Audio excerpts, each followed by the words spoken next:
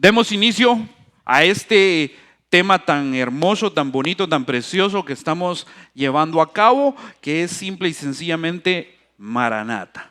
Amén. Amén, hermanos. ¿Y de dónde sale eso? ¿Se acuerda?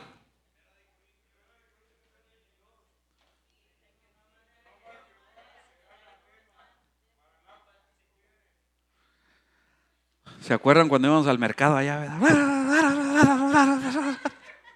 Tómate barato, de hoy aquí. No, pero qué bueno que se lo sabe. Primera de Corintios 16, 22, que dice el...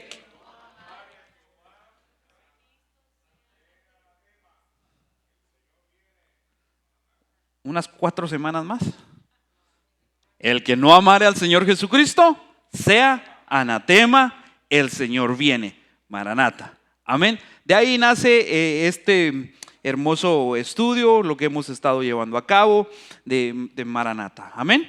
Y es ahí donde retomamos. Le hablaba la semana pasada acerca de lo que dice allá Primera de Tesalonicenses 4:16, porque el Señor mismo con voz de mando, con voz de arcángel, con trompeta de Dios descenderá del cielo, y los muertos en Cristo resucitarán primero, y luego nosotros los que vivimos en el cielo, los que hayamos quedado, seremos arrebatados juntamente con ellos en las nubes para recibir al Señor en el aire, y ahí estaremos con el Señor siempre. Le pregunté dónde más dice esto la palabra, y nos fuimos a 1 Corintios 15. Aquí os digo un misterio: no todos dormiremos, pero todos seremos transformados en un momento, en un abrir y cerrar de ojos, a la final trompeta, porque se tocará la trompeta y los muertos serán resucitados incorruptibles y nosotros seremos transformados, porque es necesario que esto corruptible se vista de incorrupción y esto mortal se vista de inmortalidad.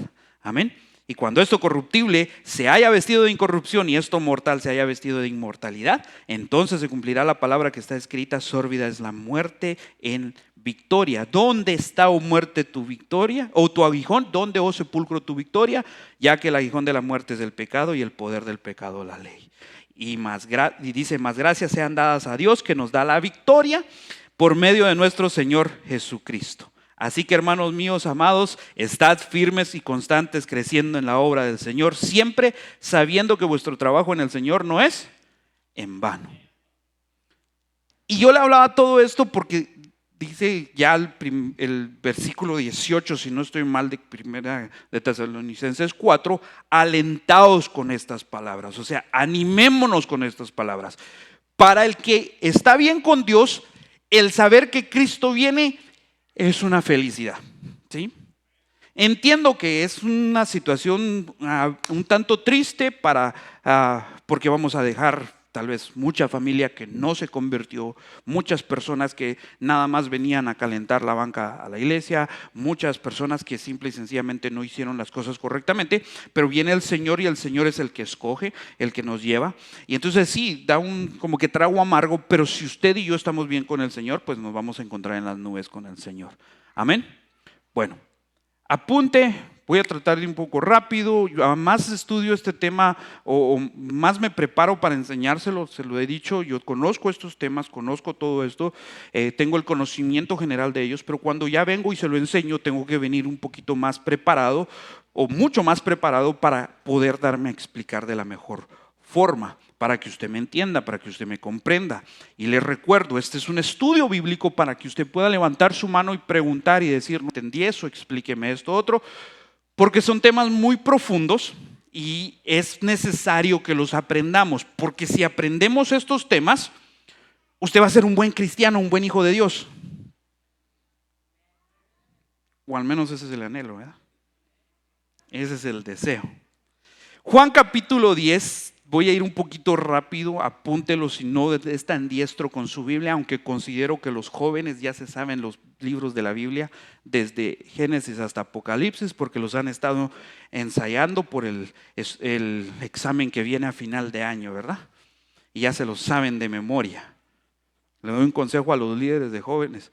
Allá en Guatemala, no sé si los hermanos que allá nos ponían a prender un fósforo de madera y teníamos que mantener la llama del fósforo prendida mientras decíamos en orden los textos, los libros de la Biblia, y ahí estaba uno dándole vuelta al fosforito, ¿verdad? Para que le dieran uno tiempo a ver hasta dónde llegaba. Algunos no pasaban del Pentateuco y ya se les había apagado la llama. Entonces que no le pase hacia usted. Amén. Juan 10, 22 y 23 dice: celebrase en Jerusalén la fiesta de la dedicación. Era invierno y Jesús andaba en el templo por el pórtico de Salomón. Verso 24: y le rodearon los judíos y le dijeron: ¿hasta cuándo nos turbarás el alma? Si eres el Cristo, dínoslo abiertamente. Jesús les respondió: os lo he dicho y no creéis. Las obras que yo hago en nombre de mi Padre, ellas dan testimonio de mí. Pero vosotros no creéis porque no sois de mis ovejas, como os he dicho. Mis ovejas oyen mi voz y yo las conozco y me siguen. Y yo les doy vida eterna y no perecerán jamás, ni nadie las arrebatará de mi mano.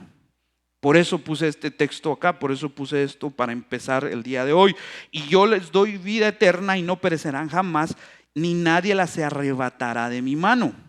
Mi Padre que me las dio es mayor que todos y nadie las puede arrebatar de la mano de mi Padre. Bueno, ¿es la mano de Él o la mano de su Padre? O estamos una mano del Hijo y la otra del Padre. No más pregunto, ¿verdad? ¿Cómo hacer sentido a esto? Primero Jesús dice: nadie las arrebata de mi mano, y luego dice: nadie las arrebata de mano de mi Padre. Pero el verso 30 nos confirma: ¿yo y el Padre? Entonces los judíos volvieron a tomar piedras para apedrearle. O sea, volvieron a tomar piedras, o sea que ya lo habían intentado. Jesús les respondió: muchas buenas obras he mostrado de mi Padre, ¿por cuál de ellas me apedreáis? Lo querían apedrear, querían matar a Jesús. Y Él les pregunta: he hecho tanto bueno por ustedes, ¿por qué? Solo se lo dejo ahí nada más porque cuánto bueno he hecho yo y de todos modos me apedrean. Si a Cristo se lo hicieron, que no se lo hagan a usted, que es más pecador. Le respondieron los judíos diciendo: por buena obra no te apedreamos, sino por la blasfemia, porque tú siendo hombre te haces Dios. Eso es lo que provocó la ira de los judíos. ¿Por qué lo tengo acá? Porque es interesante ver y comprender que las escrituras, cuando hablan de que Jesús no nos tiene en su mano, también hablan de que es el Padre el que nos tiene en su mano. Yo y el Padre uno somos. Entonces hay que entender eso. Porque me llama la atención, de nuevo le digo, que dice: nadie nos puede arrebatar de la mano de Jesús. Dios nos tiene en sus manos. Seremos de Él y nadie más sufrirá muerte, dolor, angustia o tristeza, y estaremos siempre con Él. Esa es la promesa que Jesús está haciendo. Por eso es la necesidad. Y yo he platicado con varios de este tema, hemos mencionado ciertas cosas, por eso es la necesidad. No le quiero venir acá a usted con el tema de que ya viene el fin del mundo, de que el terremoto pasado fue en Venezuela, el de ayer o el de hoy fue en parte de México, Guatemala, y que muy posiblemente el siguiente vaya a ser acá, porque como que nos viene subiendo así hacia el norte. Que el Pacífico se está despertando y de que todos los científicos están diciendo que la naturaleza está causando estragos. Y lo puedo asustar y le puedo dar miedo de esto, porque sí da miedo, pero mi intención es, antes de que usted tema y empiecen a temblar los piecitos, como a veces nos tiemblan a nosotros que nos paramos aquí, que parecen maracas, que usted se enamore de Dios y entienda que lo único que nos puede librar de cualquier persecución, cualquier angustia, cualquier situación, es la mano del Señor Jesucristo, porque nadie nos puede arrebatar de su mano. Sea que necesitemos pasar o no por tribulación, voy a llegar a todos esos temas. Yo platicaba con mi esposa y me levantaba y decía: ¿cómo no vi esto antes? Póngame atención. Young people, pay attention. I understand my English is not the best, it's not the greatest, but you understand Spanish. So try to understand what I'm saying. Try to go deep in the Bible so you can become a better Christian. Not just a better person, a better Christian. A better follower of God. That's my intention.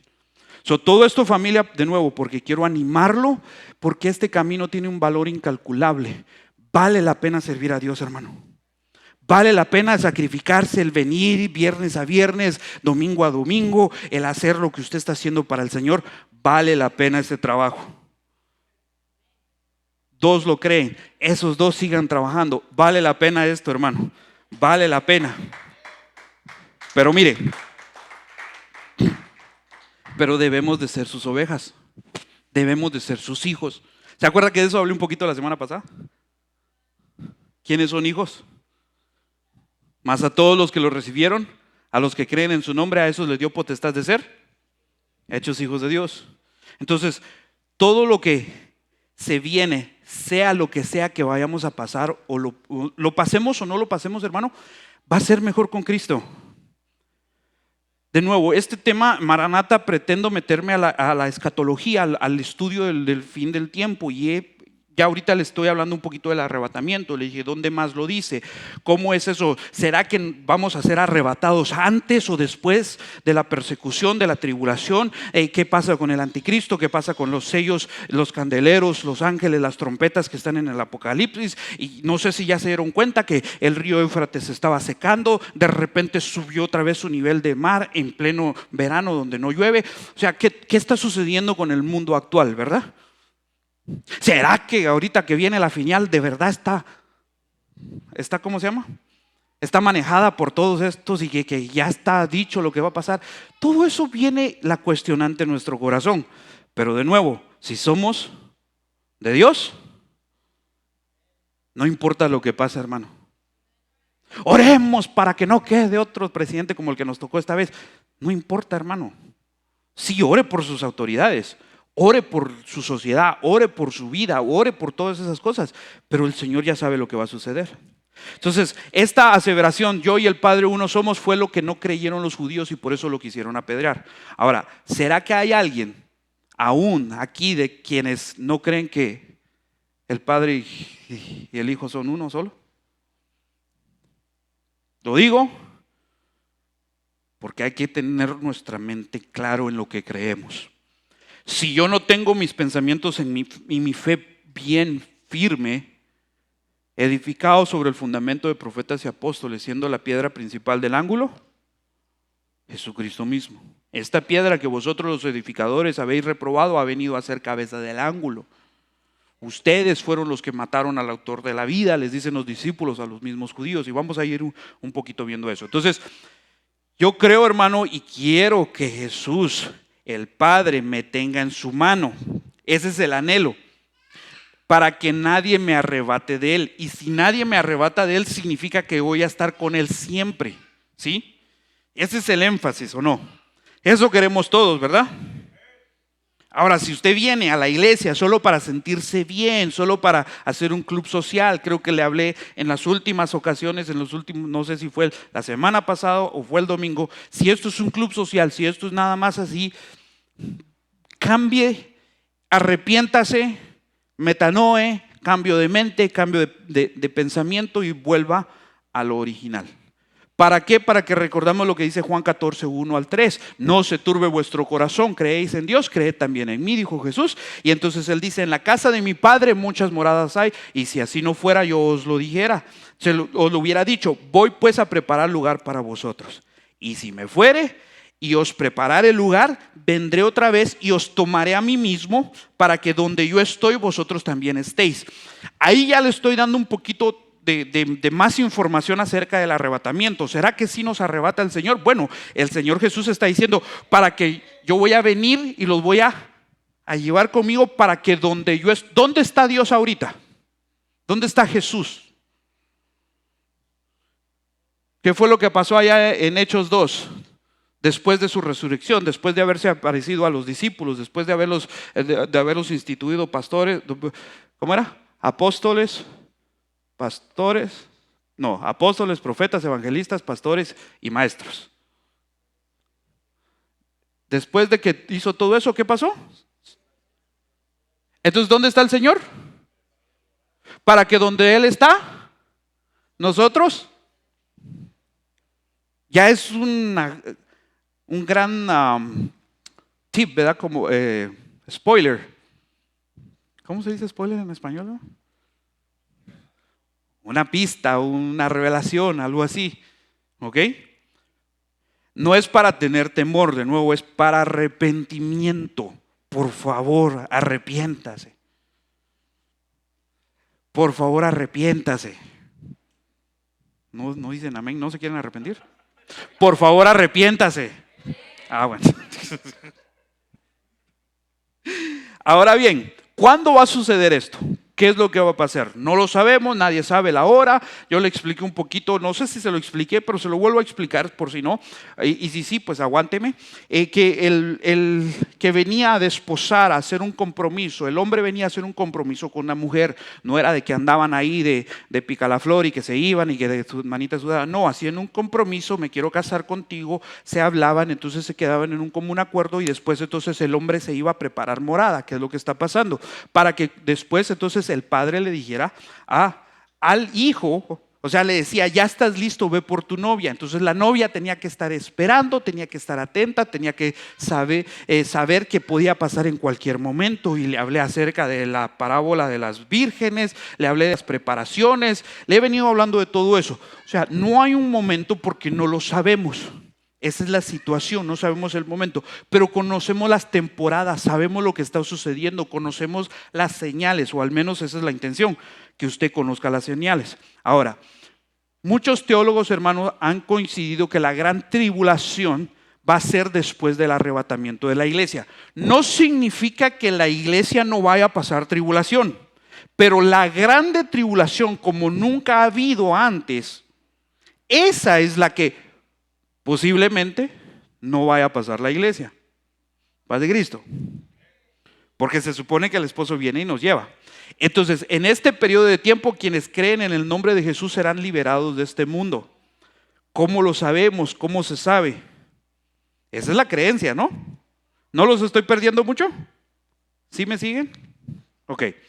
Esa es la creencia de nuevo que se tiene, y que en los 7 años del reino del anticristo pasará la gran tribulación, porque van a ser 3 años y medio de paz y 3 años y medio donde se revela la verdadera identidad de este gran líder que va a solucionar algún tipo de situación global, y todos lo van a respetar porque va a tener un carisma y va a tener un poder y una autoridad tan tremenda que va a solucionar algún problema. Por eso cuando vino la pandemia todos creían y decían que quien solucionara la pandemia iba a ser el anticristo. No sucedió, que se unificó lo global, entonces todavía hay un poco de tiempo para que esto pase. Pero ¿dónde viene eso? ¿Dónde viene esto de la gran tribulación? Y ahí es en donde voy a adentrarme a un tema muy profundo y nos vamos a ir a ver lo que dice Daniel. Porque Jesús mismo menciona en Mateo 24:15 y les dijo a los discípulos que recordaran lo que escribió Daniel. Mateo 24:15. Amén. Por tanto, cuando veáis en el lugar santo la abominación desoladora de que habló el profeta Daniel, el que lea, entienda. O sea, cuando Jesús habla de esto, cuando Pablo menciona el arrebatamiento, cuando Pablo menciona lo del anticristo, cuando Juan da la revelación de Apocalipsis, hay una suposición de que el pueblo israelita conoce y sabe muy bien las escrituras. Algo que hoy en día no podemos asumir nosotros. Se supone que todos aquí deben de leer su Biblia en el día a día. Se supone. Pero lamentablemente estamos tan mal acostumbrados como hijos de Dios a que me enseñe el pastor, que me enseñe YouTube, que me enseñe TikTok, y yo no leo la palabra. Entonces, cuando Jesús les dice, recuerden lo que dijo el profeta Daniel, es porque ellos tenían el conocimiento bíblico de las escrituras. Esto no está escrito cuando ellos están con Jesús, esto se está viviendo, es el presente. Jesús les está diciendo, regresen a Daniel. No tenían el Apocalipsis ellos, usted y yo sí. ¿Qué es lo que quiero decir? Que nosotros deberíamos de tener una vida aún mejor que la de los discípulos, porque ahora tenemos más información que ellos. Deberíamos de ser más como Cristo, porque ahora conocemos su vida, tenemos las escrituras, y todavía así, hermano, ¿por qué batallamos tanto en nuestra vida como hijos de Dios? Tan chulo que es cuando reciben la palabra así, tan receptivos como son, ¿verdad? Les dice, Acuérdense lo que escribió el profeta Daniel. Y ellos entonces ya empiezan a atar cabos, dicen por ahí, ¿verdad? Y empiezan a unir todo. ¿Por qué? Porque Daniel estaba por décadas en Babilonia y Jerusalén ha sido destruida. El templo está en ruinas en la época de Daniel.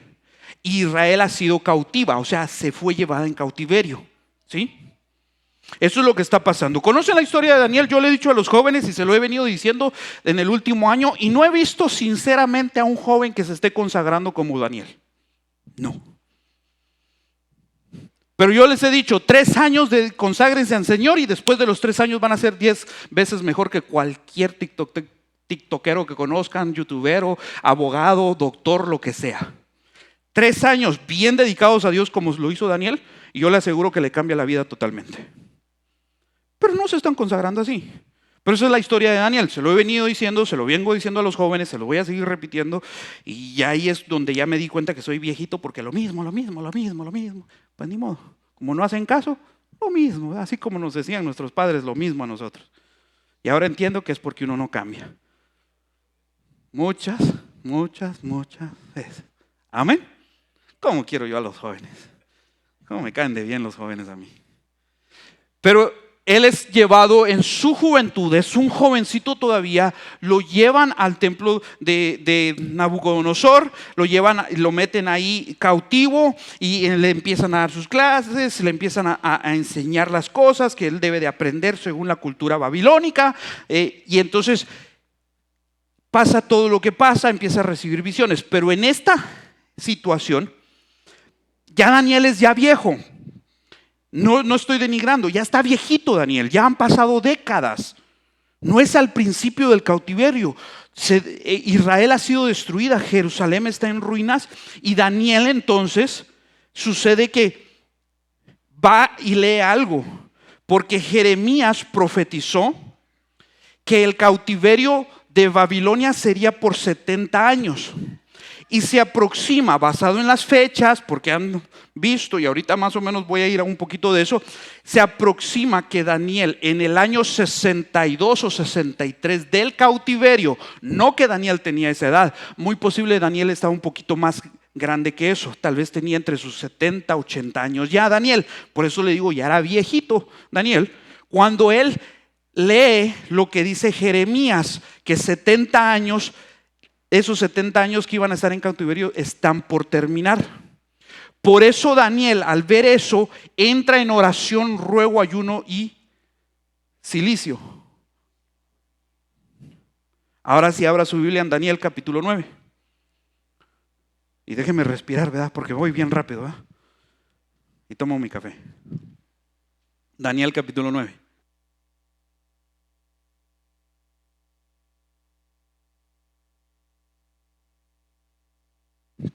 Perdón, verso 1. Daniel capítulo, libro de Daniel capítulo 9, verso 1. ¿Lo tiene? Está Jeremías, está Isaías, Jeremías, Ezequiel. Nehemías está antes, después de Ezequiel y después Daniel. En el año primero de Darío, hijo de Asuero, de la nación de los Medas, que vino a ser rey sobre el reino de los caldeos. Ya pasó el reino babilónico, ya llegaron los medos y los persas. Mene, tekel, uparsin, le dijo aquel, ha sido pesado, ha sido visto, no diste la talla, y entonces vienen a conquistar tu reino. Ya en el otro reino, por eso le digo, Daniel ya está viejo, él está leyendo esto en el año primero de Darío, hijo de Asuero, de la nación de los medos, que vino a ser rey sobre el reino de los caldeos. En el año primero de su reinado, yo Daniel miré atentamente los libros, el número de los años que habló Jehová al profeta Jeremías, lo que le estaba mencionando, que habían de cumplirse las desolaciones de Jerusalén en 70 años. Y volví mi rostro al Señor buscándole en oración y ruego, en ayuno, cilicio y ceniza. O sea, él se puso en arrepentimiento, él se puso en oración.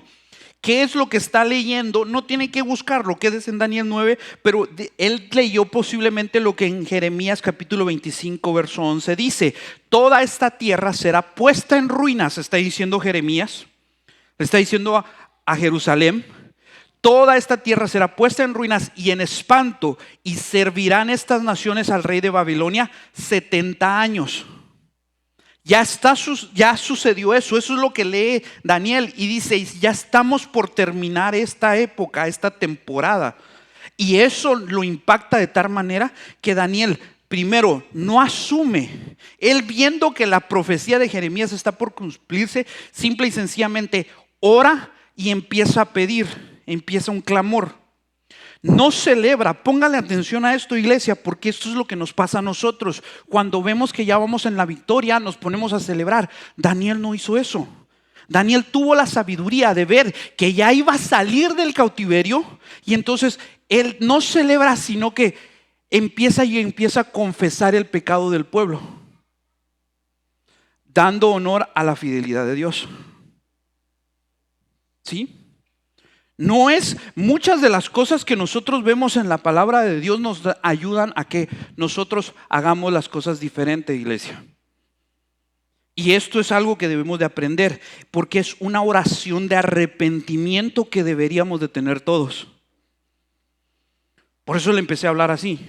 En lugar de celebrar que ya estamos por llegar a una victoria o por llevarnos una victoria, ¿qué tal si mejor confesamos nuestros pecados? ¿Qué tal si en lugar de hacer otra cosa, mejor buscamos el arrepentimiento de rodillas?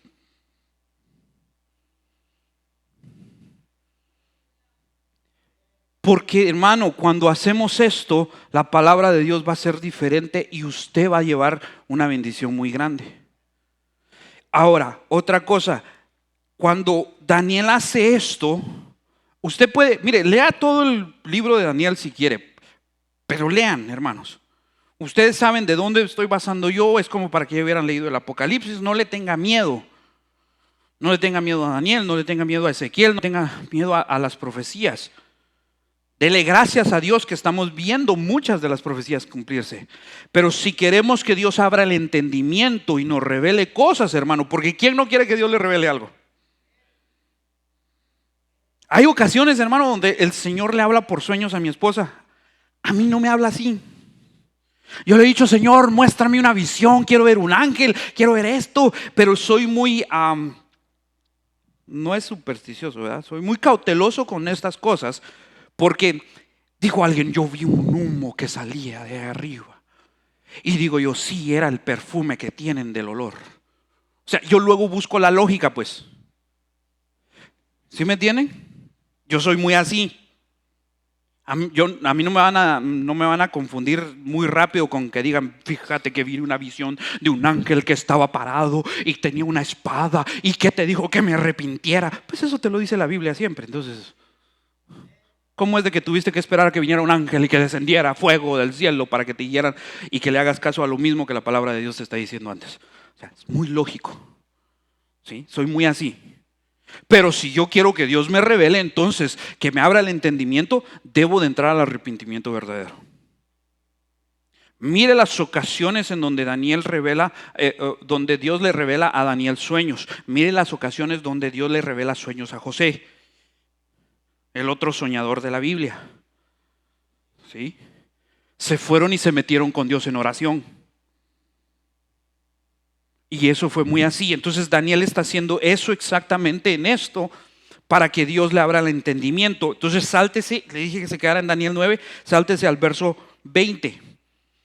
Porque del verso 4 al verso 19, Daniel confiesa el pecado del pueblo, empieza a decir la fidelidad de Dios. Nosotros hemos sido transgresores, hemos faltado a tu nombre, hemos sido unos infieles. Pues estoy parafraseando todo lo que dice, ¿verdad? Hemos sido unos infieles profesionales, mientras que tú has sido el único fiel, nos has protegido, nos has guardado, perdónanos, Señor, muéstranos tu misericordia. Y entonces, aún estaba hablando, verso 20, y orando y confesando mi pecado y el pecado de mi pueblo Israel, y derramaba mi ruego delante de Jehová mi Dios por el monte santo de mi Dios. O sea, todavía se está arrepintiendo, todavía está clamando, todavía está pidiendo perdón. Y en ese momento dice, aún estaba hablando en oración cuando el varón Gabriel, a quien había visto en la visión al principio, lo conocía, sabía su apariencia. Entonces él reconoce quién le está hablando. Si no conoces a Cristo, ¿cómo vas a saber si Él te está hablando? Si ve esos detallitos tan simples que podemos ver, Daniel sabía que venía palabra de Dios porque ya había sentido eso. Si usted nunca ha sentido la presencia de Dios, ¿cómo sabe que lo que le están diciendo viene de Dios? Yo se lo he dicho, en el banco no le enseñan los billetes falsos, le enseñan cómo reconocer al verdadero, para que todos los demás, usted los reconoce que son falsos porque no se igualan al verdadero. Aún estaba hablando en oración cuando el varón Gabriel, a quien había visto en la visión al principio, volando con presteza, vino a mí como a la hora del sacrificio de la tarde y me hizo entender. ¿Usted quiere entender la palabra de Dios? Arrepiéntase, confiese su pecado. Si no, no va a entender nada. No es, hermano, que uno sea más inteligente que otro, no. Es simple y sencillamente hay personas que se arrepienten antes que usted y por eso el Señor les empieza a dar entendimiento.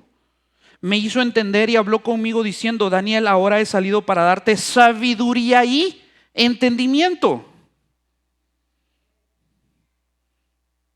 ¿Quiere usted la sabiduría? Jóvenes, quieren hacer bien las cosas en la escuela, quieren que se les haga fácil el álgebra, la matemática, la física, la química, la cuántica y todo eso. Busquen de Dios y les va a dar sabiduría y entendimiento.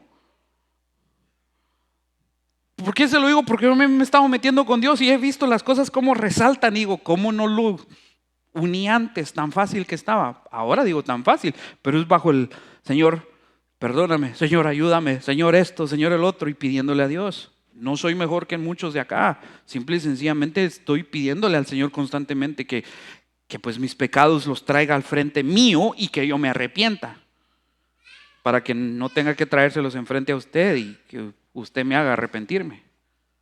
Es preferible que Dios me haga arrepentirme. Al principio de tus ruegos fue dada la orden y yo he venido para enseñártela porque tú eres muy amado. Entiende pues la orden y entiende la visión.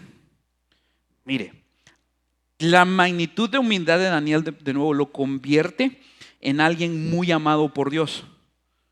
¿Cuántos quieren ser amados por Dios? Arrepiéntase.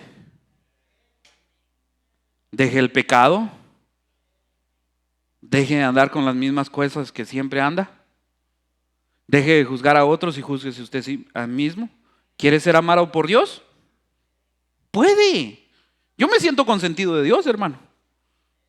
Y a veces le pido: Señor, tengo ganas de esto, y de repente el Señor lo provee.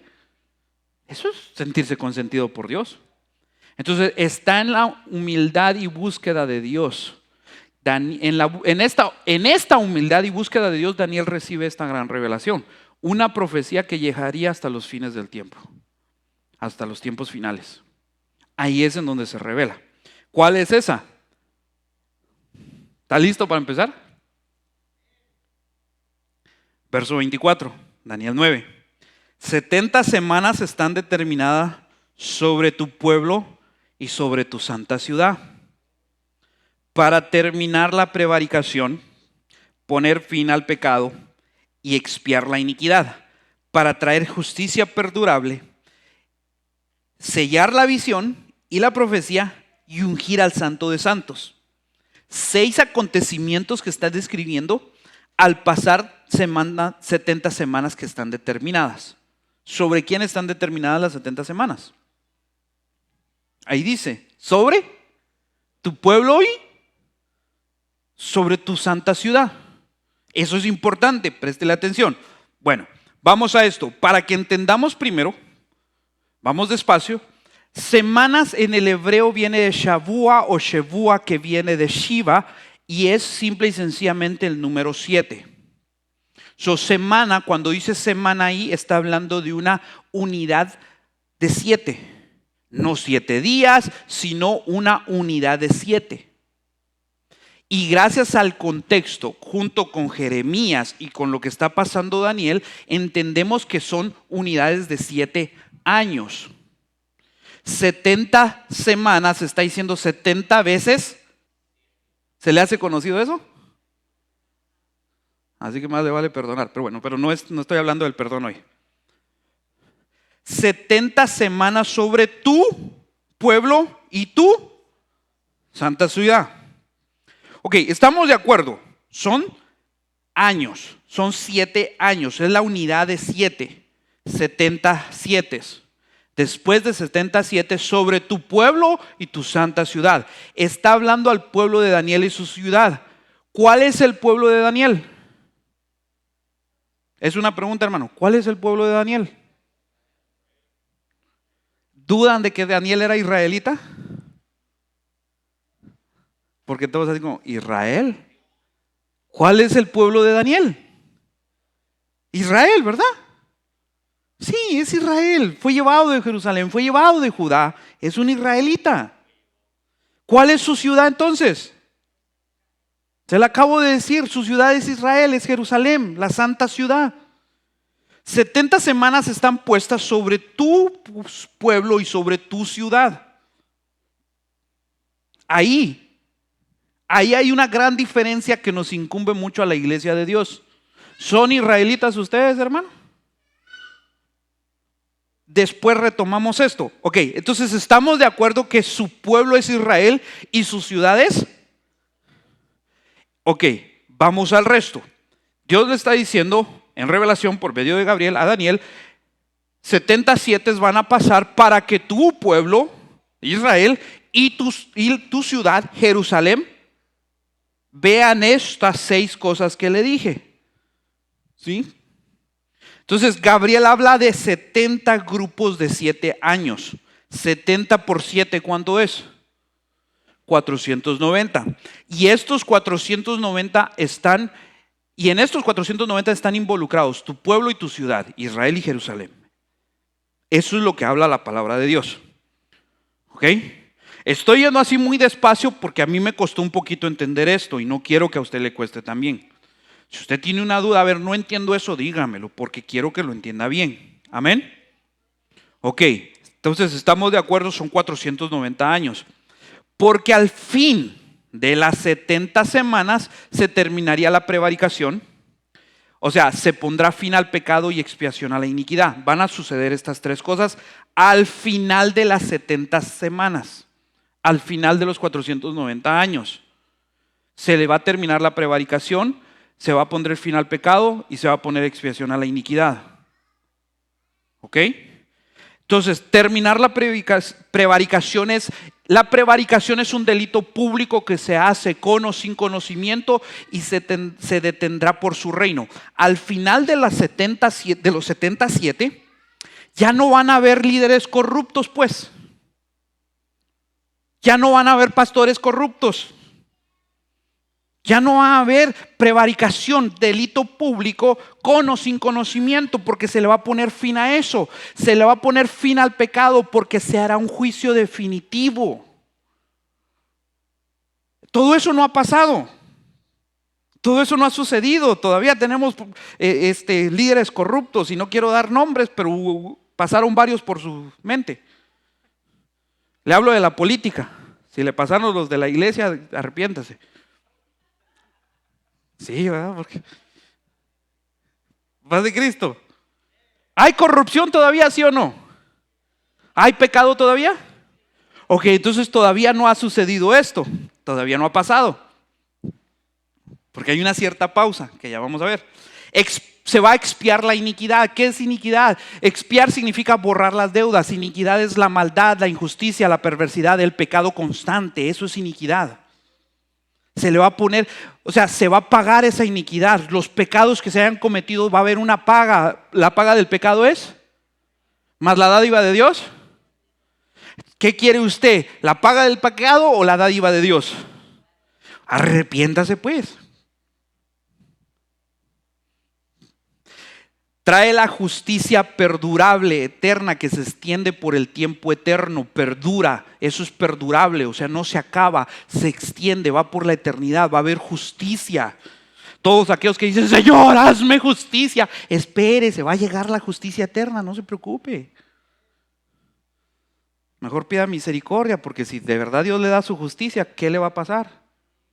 La justicia eterna vendrá, el justo va a venir. Al final entonces se sellará también la profecía. Se va a cerrar, se va a terminar, se va a parar, ya no va a haber más profecía.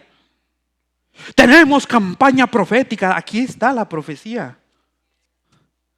Hasta que todo esto no pase, estas 70 semanas no han terminado, porque se va a cerrar. Ya no va a haber nada más que podamos esperar, porque ya todo va a verse, todo se va a cumplir. La palabra va a estar completa, sellada, sealed, se le pone el sello del rey y ya no se abre más. ¿Por qué? Porque ya pasó. Las crónicas, los reyes las escribían, las cerraban y las mandaban a los archivos.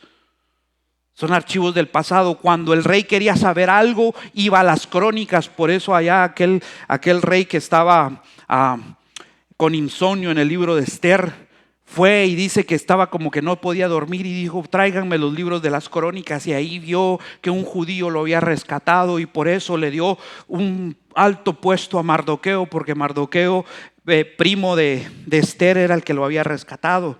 Si no se me quedara viendo tan raro como lo hace si leyera un poquito la Biblia.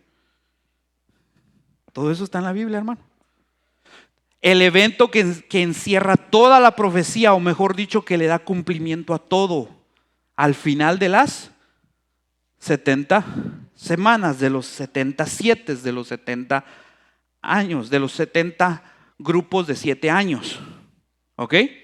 Ahora, ¿quién es el que quita el pecado del mundo entonces?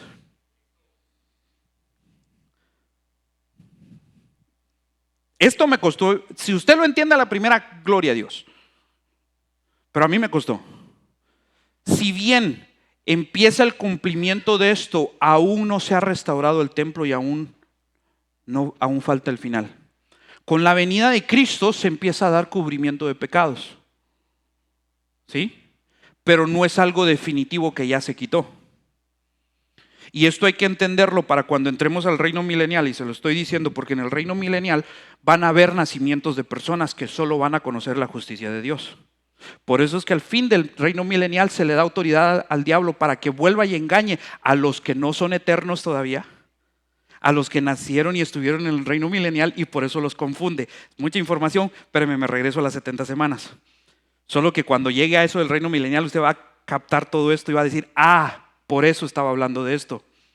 Por eso está hablando de que la justicia llegó, de que se sellaron los sellos, de que se acabó la iniquidad, de que la prevaricación se fue, porque hay un reino del eterno, del poderoso. Pero no me quiero adelantar mucho. Estoy así como que, ¿ok? Dios no ha terminado con su pueblo entonces, con Israel. No lo ha ungido como el Santo de los Santos. Muchos todavía no creen que Jesús era el Santo de los Santos. Muchos todavía no creen en la Santa Ciudad. Todavía no ha venido a tomar la posesión, el lugar santo, el lugar santísimo, el que va a estar. Todavía tiene que pasar todo esto. ¿Ok? Están todos así como que. ¿Por qué le digo todo esto? Porque esto es crucial para la iglesia, hermano. Porque no somos israelitas muchos de nosotros. Entonces hay que tener el conocimiento de cómo la Escritura a veces nos habla a nosotros, los que fuimos injertados, los que venimos a ser como adoptivos, para que también tengamos en conocimiento y entender que Dios tiene mucha misericordia con usted y conmigo. Mucha misericordia. Que eso es lo que le llamamos al tiempo de la dispensación de la gracia. Estamos en una etapa, estamos en un momento privilegiado. Y que ese momento privilegiado se va a acabar. Empezó con el nuevo pacto. Me voy a meter a todo eso. Pero hay que tener el conocimiento de que todavía, hermano, estamos en la gracia. Solo no abuse de ella. Volvamos a Daniel, verso 25. Solo le estoy hablando del verso 24 ahorita. Verso 25. Sabe pues y entiende que desde la salida de la orden para restaurar y edificar a Jerusalén hasta el Mesías príncipe. ¿Quién es el Mesías príncipe? Es Jesús, ¿verdad?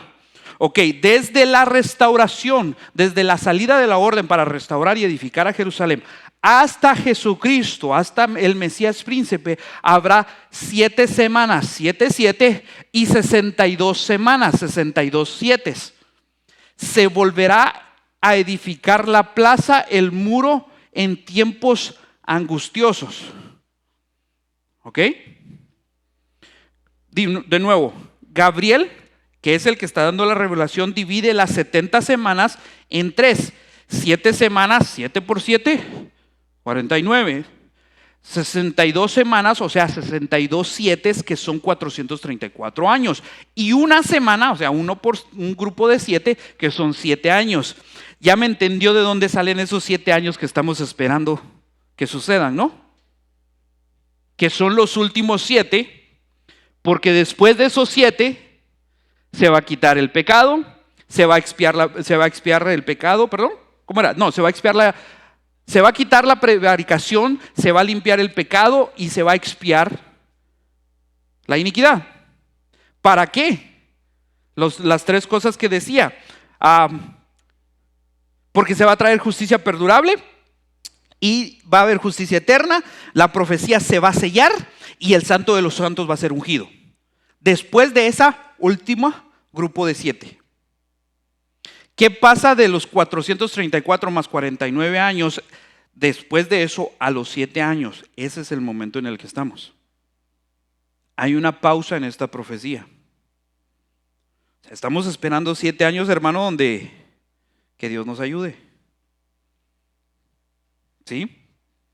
¿No los he perdido todavía? Yo sí ya me perdí aquí. ¿Dónde iba? Aquí. Por eso le pregunto, porque ya no perdido aquí. No.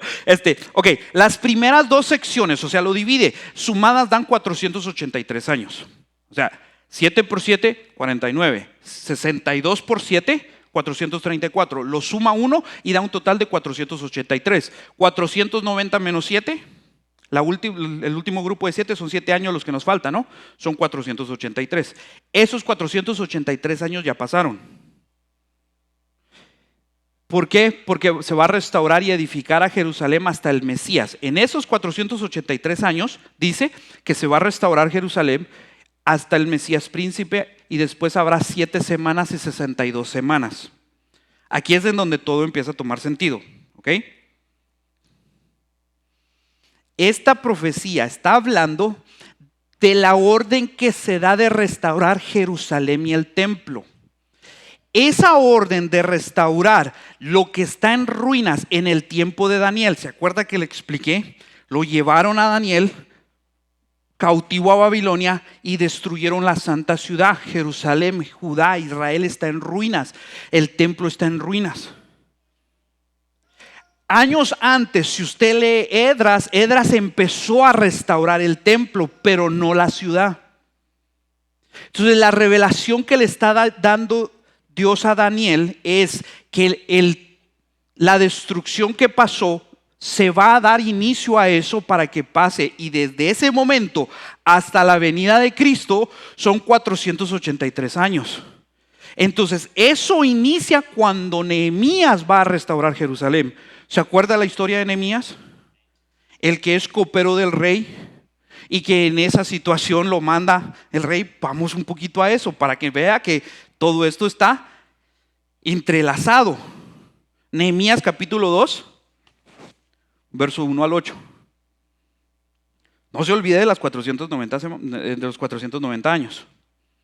Nehemías capítulo 2.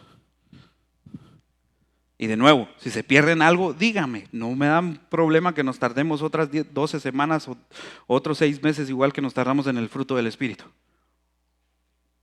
Porque si al final usted va a salir arrepentido de estos estudios, ya la hicimos. Amén. Si no, pues ni modo. ¿Qué puedo yo hacer? Nehemías capítulo 2, verso 1 en adelante.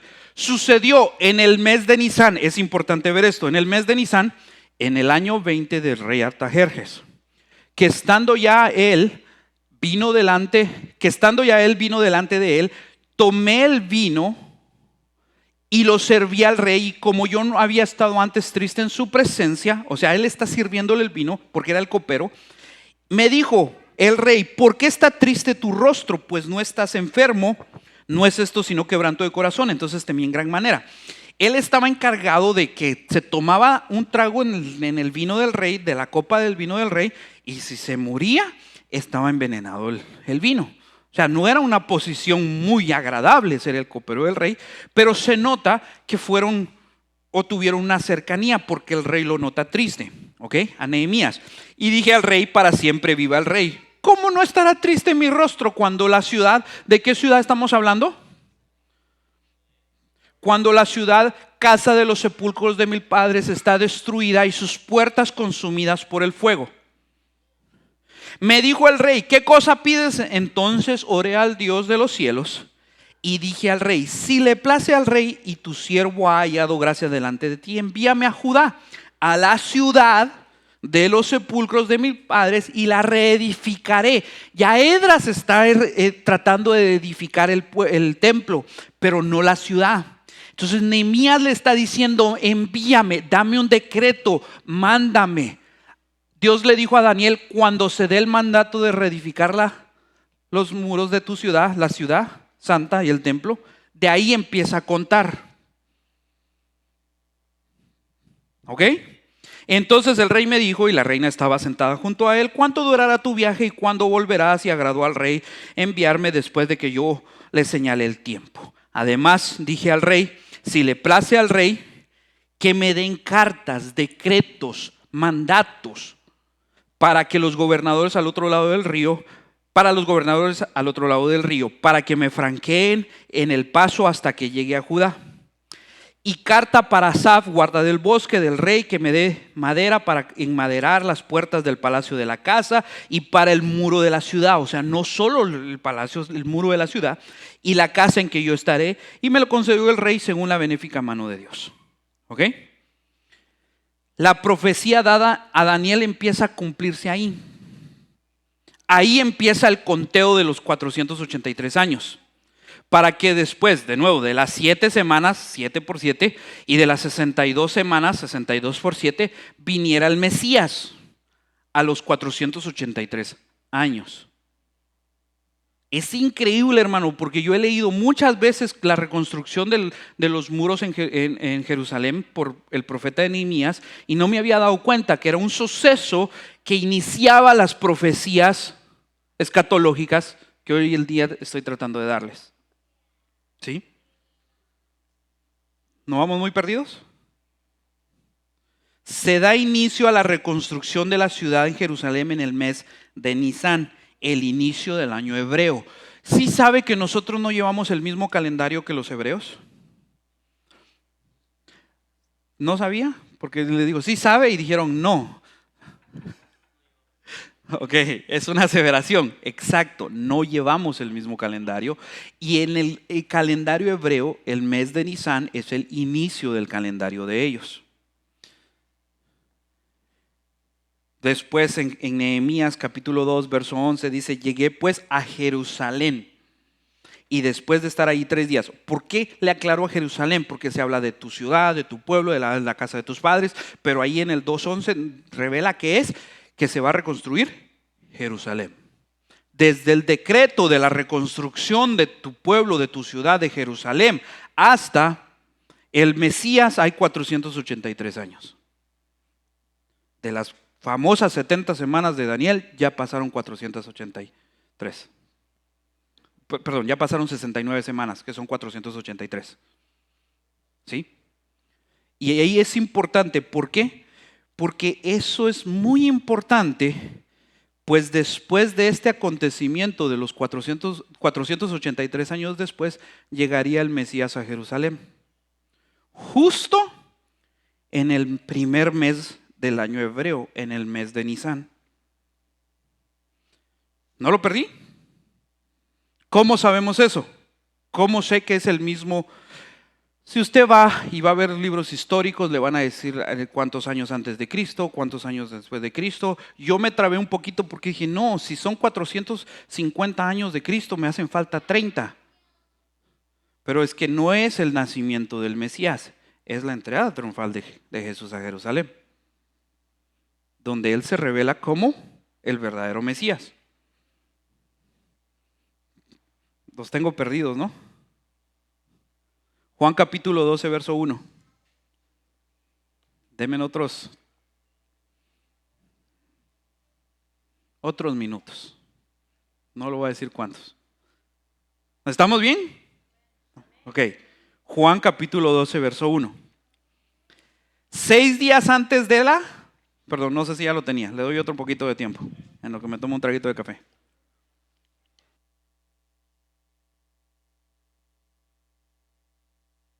Juan capítulo 12, verso 1. Ahora sí. 6 días antes de qué? 6 días antes de la Pascua vino Jesús a Betania, donde estaba Lázaro, el que había estado muerto, a quien había resucitado de los muertos.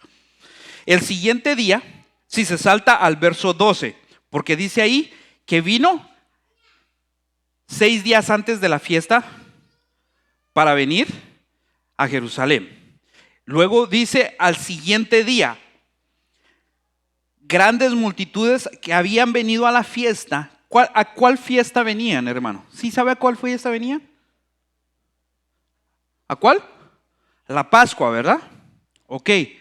Ahí es donde vamos a encontrarle mucho sentido a esto. Al día siguiente, grandes multitudes que habían venido a la fiesta al oír a Jesús venir a Jerusalén, que tomaron ramas de palmera y salieron a recibirle y clamaban: Hosana, bendito el que viene en el nombre del Señor, el Rey de Israel.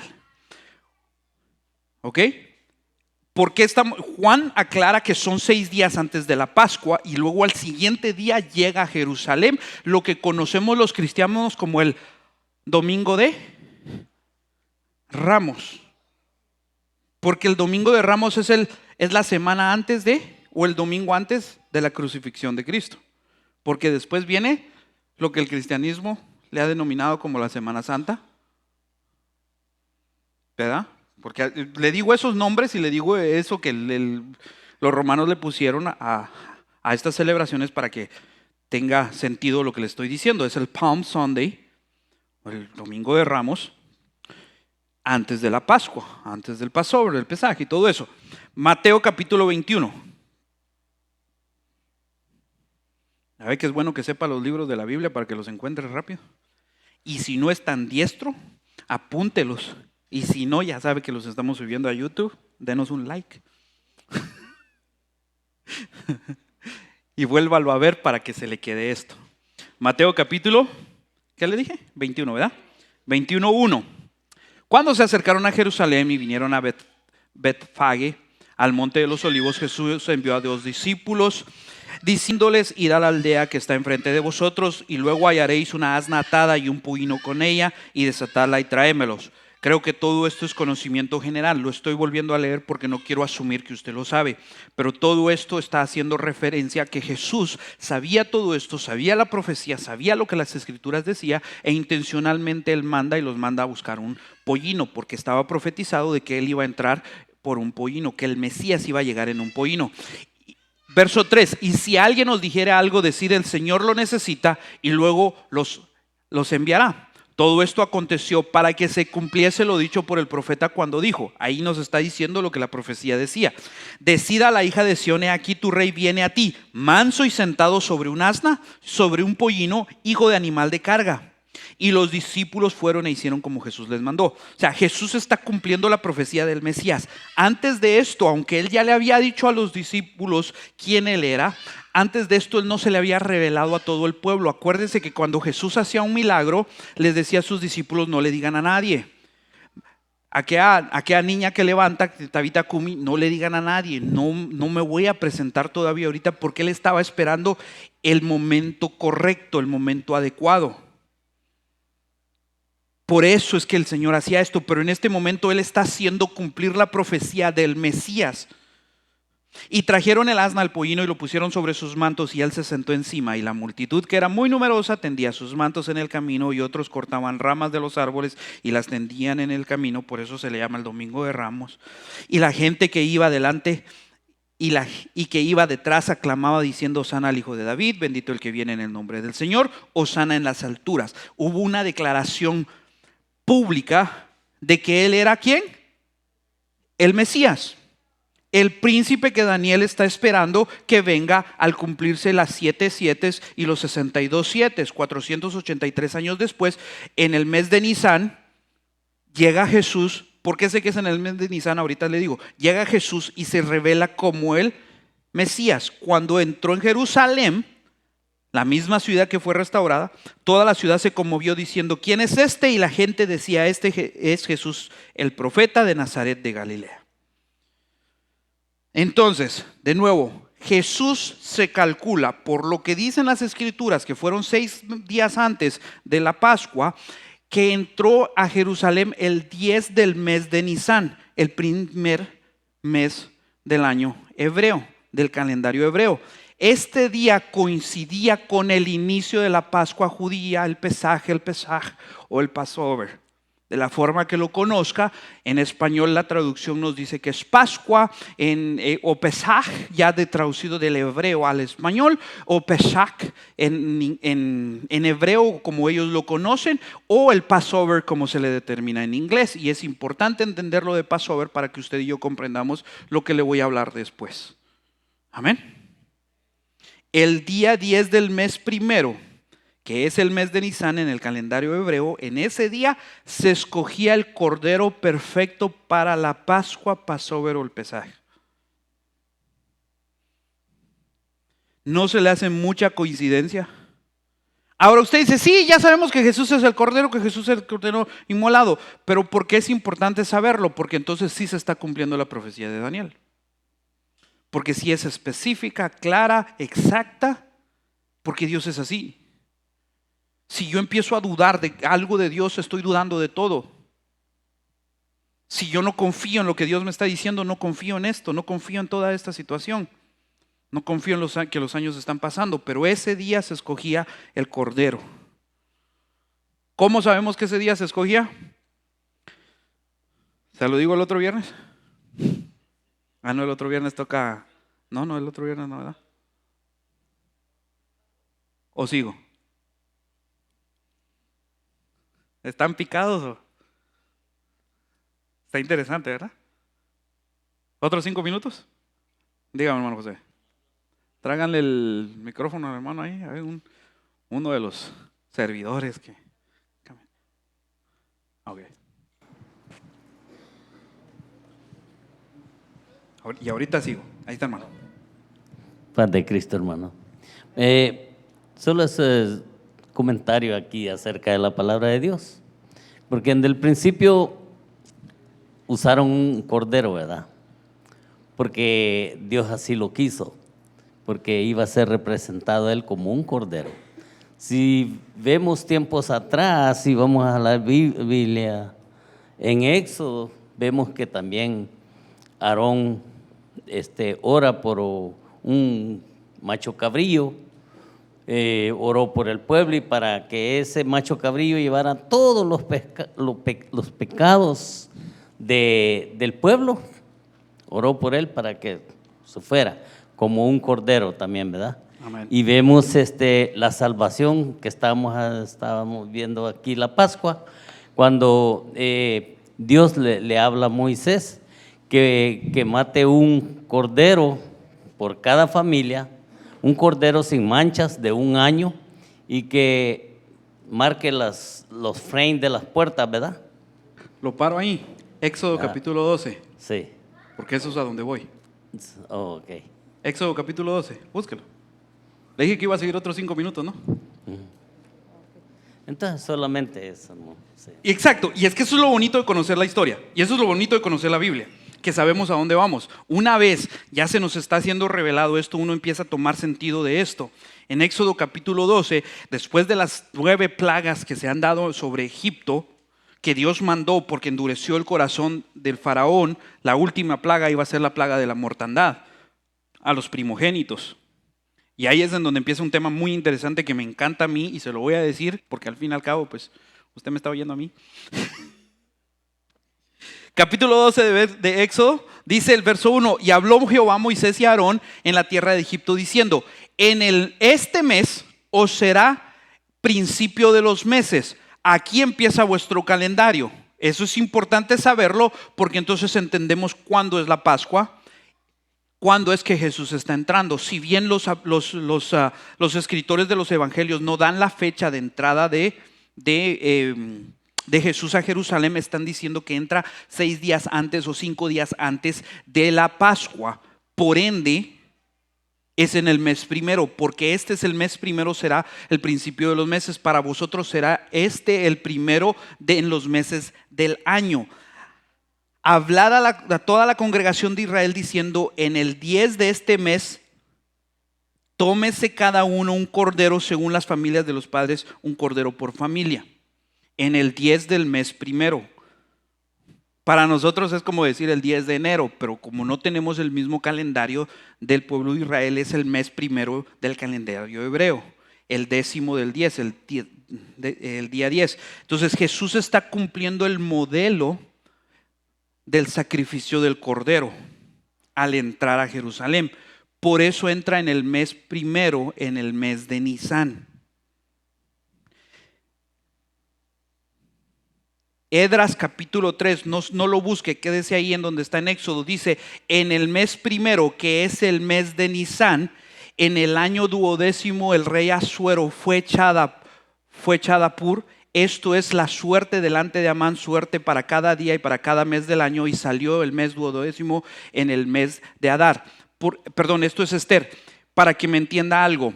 El mes primero, Israel solo le llamaba el primer mes, el segundo mes, el tercer mes. No le tenían nombre. La primera ocasión en la Biblia donde se le da nombre al primer mes es en Esther, porque Esther estaba también bajo el reinado medo-persa. En esa época entonces se le determina el mes de Nisán, el primer mes, pero sigue siendo el inicio de los meses. Por eso se sabe cuando le dice a Daniel: en el mes de Nisán, en el primer mes estaba yo, y le dice: de aquí para allá va a ser todo este decreto. Por eso es que se conocen los años, porque ahí bajo el dominio de los medos y los persas es donde se adquiere el nombre del mes Nisán. Por eso Daniel ya habla del mes Nisán. Por eso es de que sabemos que en el primer mes o en el mes de Nisán es donde Jesús entra. Por eso se hacen los cálculos exactos a los 483 años. Se lo estoy diciendo para que vea que los estudiosos, los teólogos ya vieron esto. Yo nomás estoy siguiendo las pistas que están en la Biblia y cómo ellos encontraron todo esto, porque está en la Biblia. Es bíblico lo que le estoy hablando, no lo estoy sacando de un libro, de una persona o de alguien que me lo enseñó. Qué bueno, le decía a mi esposa, ojalá me hubieran enseñado esto a mí. Pero ese todo en la Biblia, aquí lo he sacado. Vamos al verso 4 de Éxodo otra vez. Mas si la familia fuere tan pequeña que no baste para comer el cordero, entonces él y su vecino inmediato a su casa tomarán uno según el número de las personas, conforme al comer de cada hombre haréis la cuenta sobre el cordero. Ahí está dando instrucciones de cómo se va a escoger el cordero. El animal será sin defecto, esto es importante. El único que no tuvo defecto en esta tierra, ¿quién fue? Macho de 1 año lo tomaréis de las ovejas de las cabras y lo guardaréis hasta el día 14 de este mes y lo inmolará toda la congregación del pueblo de Israel. Por eso es de que tratan de que Jesús sea condenado a muerte antes de que venga el día donde ellos no podían hacer nada. Y dice: y lo guardaréis hasta el día 14 de este mes y lo inmolará toda la congregación del pueblo de Israel. ¿Quién crucificó a Jesús? ¿Se está o no se está cumpliendo la profecía? Es triste. A mí me da tristeza ver que el pueblo de Israel no vio a su rey celestial, que no vio a su príncipe, a su Mesías, y lo crucificaron, porque fue el pueblo de Israel. No es algo en contra de ellos, aunque muchos de ellos lo niegan y dicen fueron los romanos. La Biblia se cumple. Ahora, puse esto en inglés porque en inglés dice: and ye shall keep it up until the 14th day of the same month, and the whole assembly of the congregation of Israel shall kill it in the evening. ¿A qué hora mataron a Cristo? Porque los soldados se querían ir a su casa. Era la costumbre de los soldados que ya cuando llegaba el alba, cuando se oscurecía en la tarde, matar a los que todavía quedaran, les quebraban las piernas, para que entonces la presión que tenían, los huesos comprimieran los pulmones y entonces dejara de respirar, porque estaba sostenido con un clavo en los pies. Y todavía cuando los que estaban crucificados, cuando ellos querían respirar, ellos tenían que hacer fuerza con las piernas para inhalar Y cuando se les acababan las fuerzas en las piernas, caían y exhalaban todo por la presión. Entonces eso era un sufrimiento constante porque ellos estaban en este movimiento simple y sencillamente para respirar. Por eso al quebrarle las piernas era automáticamente que se asfixiaban y morían. Pero Cristo no le quebraron las piernas porque Él murió antes y Él dijo consumado es, y en ese momento expiró cuando ya el Señor muere. Y por eso el soldado que estaba ahí solo se quiso asegurar porque tuvo cierta reverencia y ya no le quebró las piernas ni nada, sino que en lugar de hacerlo pasar ese sufrimiento por la reverencia que estaba viendo lo que estaba sucediendo, mejor le atravesó la lanza en el costado. Israel shall kill it in the evening. Lo mataron al Señor Jesús. Y usted y yo peleándonos, iglesia. Y usted y yo en pecado. ¿No cree que esto es? ¿Qué más nos tiene que decir el Señor a nosotros? ¿Qué más tiene que hacer Dios?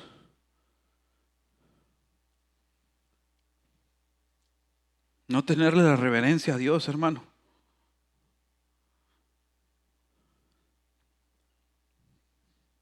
Israel inmolaba al cordero. ¿Cómo no se dieron cuenta que estaban cumpliendo la Pascua con Jesús? ¿Cómo no se dieron cuenta, hermano? Por eso le digo, qué privilegio que nosotros podamos ver esto ahora. Ay, Corazín, ay, Betsaida, porque si Sodoma y Gomorra hubieran visto lo que tus ojos han visto, todavía seguirían en pie porque se hubieran arrepentido, pero más cuanto tú no te arrepentiste, va a ser mayor el castigo. Hermano, tenemos la oportunidad de arrepentirnos, de encontrar la gracia de Dios. Tenemos la chance, la oportunidad de ver la gloria de Dios descender, de sentirlo, de tenerlo dentro de nosotros. ¿Por qué? ¿Por qué pecar, iglesia?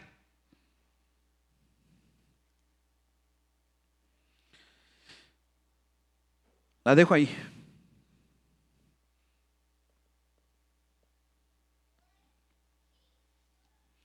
Porque ya me